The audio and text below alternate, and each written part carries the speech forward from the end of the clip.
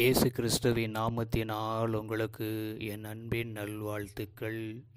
இந்த மாதத்தில் கூட இந்த நாளில் கர்த்தருடைய வார்த்தையை பகிர்ந்து கொள்வதனால ரொம்ப சந்தோஷம். இந்த மாதம் முழுவதும் அன்பின் வார்த்தைகளை உங்களோடு கூட பகிர்ந்து கொள்ள போகிறேன்.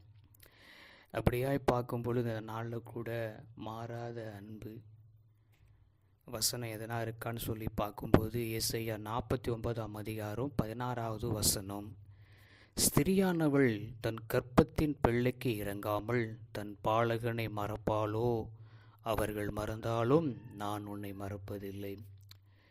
இன்றைக்கி இந்த காலகட்டத்தில் எத்தனையோ பேர் இன்றைக்கி மறந்து போகிற அன்பை நம்ம பார்க்க முடிகிறது. அழகாக இங்கே சொல்லுது, ஸ்திரியானவள் தன் கர்ப்பத்தின் பிள்ளைக்கு இறங்காமல் தன் பாலகனை மறப்பாலும் சொல்லி. 10 மாதம் சுமந்து எடுத்த தாய் தன் பிள்ளைக்கு இறங்காமல் ஒருவேளை மறந்து போவாங்களா? அப்படி மறந்து போனது நான் உன்னை மறக்க மாட்டேன்னு ஆண்டவராக இயேசு கிறிஸ்து சொல்கிறாரு. இன்றைக்கி எத்தனையோ பேர் இன்றைக்கி நல்லா இருக்கிறவங்களே இன்றைக்கி மறந்து போகிறாங்க, வெறுத்து போகிறாங்க. ஆனால் ஆண்டவராக இயேசு கிறிஸ்து அன்பு எப்பொழுதுமே மாறாது.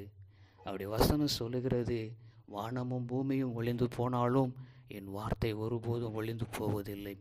அவருடைய வார்த்தை ஆண்டவர் அப்படி ஒளியாததுனால நம்ம மேலே வச்சிருக்கிற அன்பு ஒருபோதுமே அது மாறுவதில்லை. இதை கேட்குற பார்க்குற ஒவ்வொருடைய அன்பு உள்ளங்களும் மாறாத அன்பு இயேசுவின் அன்பு.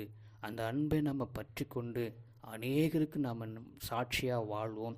கர்த்தருடைய நம்ம மகிமையை பெற்றுக்கொள்வோம். ஜெபம் பண்ணுவோம். எங்களை கிருபையாக நேசிக்கிற எங்கள் அன்பின் நல்ல தகப்பனே, உம்முடைய மாறாத அன்பு எப்பொழுதும் இருப்பதனால நிலைத்திருப்பதனால ஸ்தோத்தரிக்கிறோம்.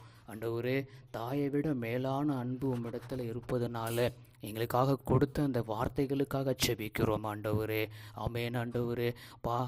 பெரிய காரியங்களை செய்யுங்க ஐயா. இந்த உலகத்தில் இருக்கிற எங்கள் வாழ்க்கையில் எல்லாம் மறந்து எல்லாம் மாறி போகிற சமயத்தில் நீங்கள் மாறாத ஆண்டவர் உம்முடைய கிருபை இருப்பதனால உமக்கு நன்றியோடு ஸ்தோத்தரிக்கிறோம், துதிக்கிறோம். இந்த நாள் முழுவதும் நடத்தி எங்களை பாதுகாத்து கொள்ளும். இயேசுவின் நாமத்தில் ஆமேன்.